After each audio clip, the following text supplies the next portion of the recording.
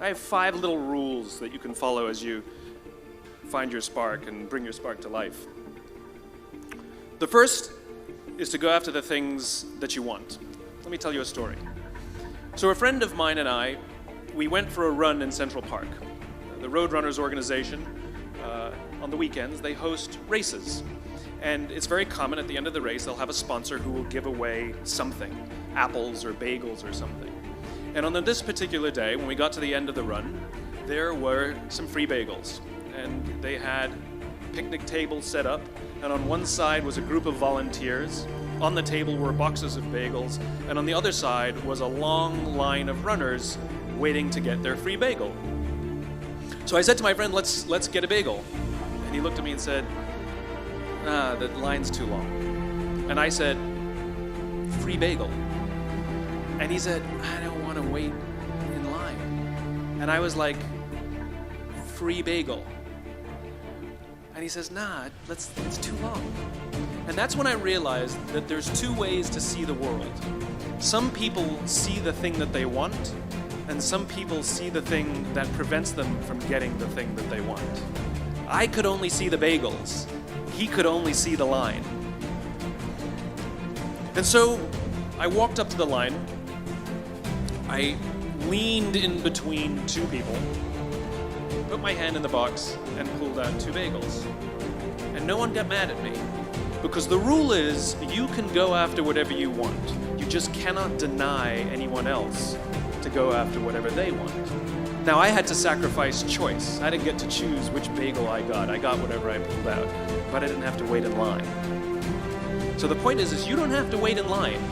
You don't have to do it the way everybody else has done it. You can do it your way. You can break the rules. You just can't get in the way of somebody else getting what they want. That's rule number 1. Rule number 2. I like this one. In the 18th century, there was something that spread across Europe and eventually made its way to America called puerperal fever, also known as the Black Death of childbed.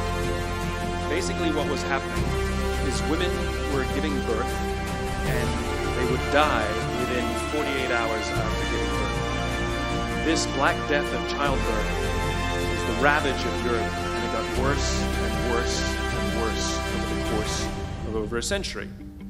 In some hospitals, it was as high as 70% of women who gave birth who would die as a result of giving birth. But this was the Renaissance.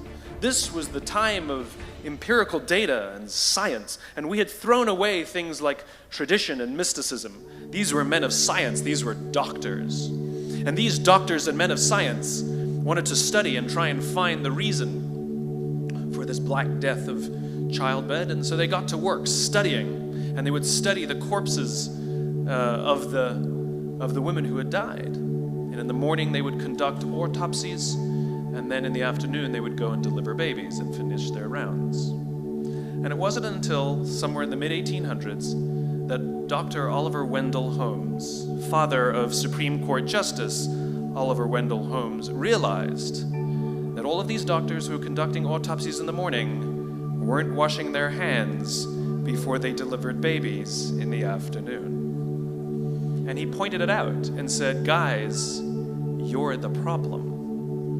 And they ignored him and called him crazy for 30 years.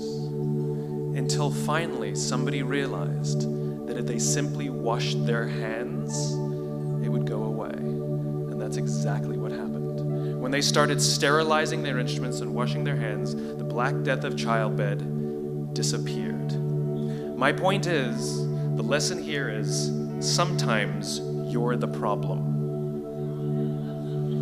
We've seen this happen all too recently with our new men of science and empirical studiers, and these men of finance who are smarter than the rest of us until the thing collapsed.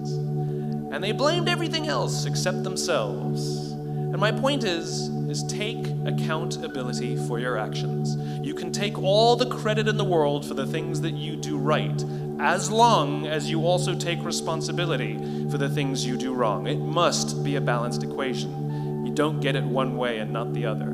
You get to take credit when you also take accountability. That's lesson 2. Lesson 3, take care of each other. The United States Navy SEALs are perhaps the most elite warriors in the world. And one of the SEALs was asked, who makes it through the selection process? Who is able to become a SEAL? And his answer was, I can't tell you the kind of person that becomes a SEAL. I can't tell you the kind of person that makes it through BUD/S. But I can tell you the kind of people who don't become SEALs.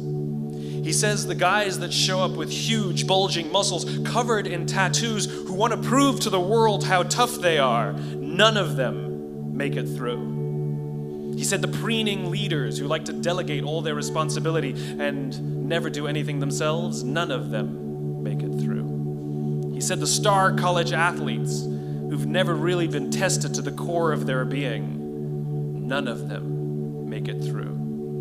He says some of the guys that make it through are skinny and scrawny. He said some of the guys that make it through, you will see them shivering out of fear. He says, however, all the guys that make it through, when they find themselves physically spent, emotionally spent, when they have nothing left to give physically or emotionally, somehow, some way, they are able to find the energy to dig down deep inside themselves, to find the energy to help the guy next to them. They become SEALs, he said. You want to be an elite warrior. It's not about how tough you are. It's not about how smart you are.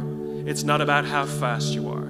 If you want to be an elite warrior, you better get really, really good at helping the person to the left of you and helping the person to the right of you. Because that's how people advance in the world. The world is too dangerous and the world is too difficult for you to think that you can do these things alone. If you find your spark, I commend you. Now, who are you going to ask for help, and when are you going to accept help when it's offered? Learn that skill. Learn by practicing helping each other. It'll be the single most valuable thing you ever learn in your entire life. To accept help when it's offered and to ask for it when you know that you can't do it. The amazing thing is when you learn to ask for help, you'll discover that there are people all around you who've always wanted to help you. They just didn't think you needed it because you kept pretending that you had everything under control. And the minute you say, I don't know what I'm doing, I'm stuck, I'm scared, I don't think I can do this, you will find that lots of people who love you will rush in and take care of you. But that'll only happen if you learn to take care of them first.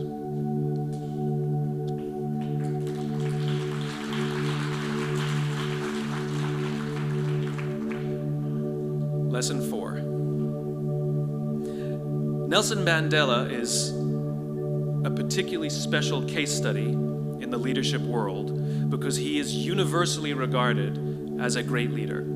You can take other personalities, and depending on the nation you go to, we have different opinions about other personalities. But Nelson Mandela across the world is universally regarded as a great leader. He was actually the son of a tribal chief.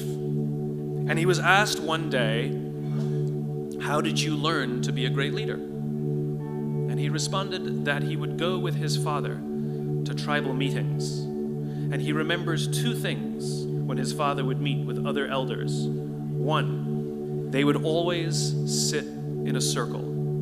And 2, his father was always the last to speak.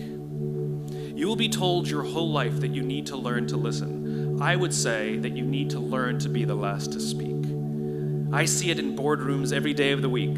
Even people who consider themselves good leaders, who may actually be decent leaders, will walk into a room and say, here's the problem, here's what I think, but I'm interested in your opinion, let's go around the room. It's too late. The skill to hold your opinions to yourself until everyone has spoken does 2 things. 1, it gives everybody else the feeling that they have been heard.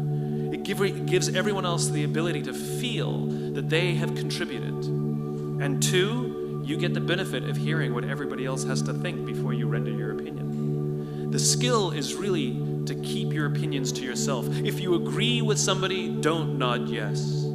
If you disagree with somebody, don't nod no. Simply sit there, take it all in, and the only thing you're allowed to do is ask questions so that you can understand what they mean and why they have the opinion that they have. You must understand from where they are speaking, why they have the opinion they have, not just what they are saying. And at the end, you will get your turn. It sounds easy, it's not. Practice being the last to speak. That's what Nelson Mandela did.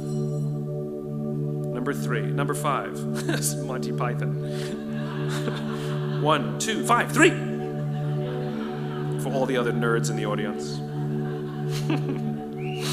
There's one. Number 5. My favorite one of all. True story. There was a former Undersecretary of Defense who was invited to give a speech at a large conference, about 1,000 people.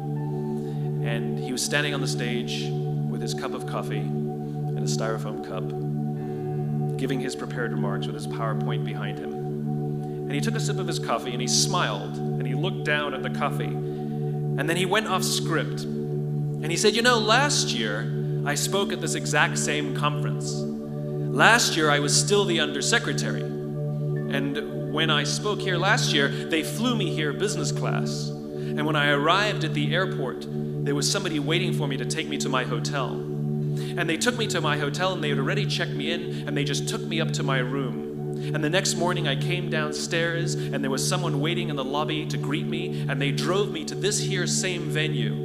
They took me through the back entrance and took me into the green room and handed me a cup of coffee in a beautiful ceramic cup.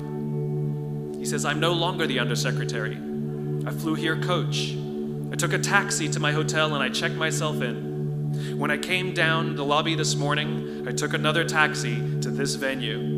I came in the front door and found my way backstage, and when I asked someone, do you have any coffee? He pointed to the coffee machine in the corner, and I poured myself a cup of coffee into this here styrofoam cup. He says the lesson is, the ceramic cup was never meant for me. It was meant for the position I held. I deserve a styrofoam cup. Remember this. As you gain fame, as you gain fortune, as you gain position and seniority, people will treat you better. They will hold doors open for you. They will get you a cup of tea and coffee without you even asking. They will call you sir and ma'am, and they will give you stuff. None of that stuff is meant for you. That stuff is meant for the position you hold. It is meant for the level that you have achieved of leader or success or whatever you want to call it. But you will always deserve a styrofoam cup. Remember that. Remember that lesson of humility and gratitude. You can accept all the free stuff. You can accept all the perks. Absolutely, you can enjoy them. But just be grateful for them and know that they're not for you. I remember getting off the Acela. I took the Acela from New York to Washington, D.C. And I got off the train like everybody else. And I was walking down the platform like everyone else. And I walked past General Norty Schwartz, who used to be the Chief of Staff of the United States Air Force, the head of the Air Force. And here I did, you see a guy in a suit schlepping his own suitcase down the platform just like me. And just a couple months ago, he was flying on private jets and he had an entourage and other people carried his luggage. But he no longer held the position. And so now he got to drag his own suitcase. And never did it sort of remind me more that none of us deserve the perks that we get. We all deserve a styrofoam cup. It was a pleasure meeting you guys this afternoon. I was blown away by your honesty and your curiosity and your poise. And I am confident that the future is bright despite the fact that America looks like an absolute mess right now. I am confident that the future is bright for one reason and one reason only, because you will grow up and you will be our future. Thank you very, very much, guys. You're wonderful.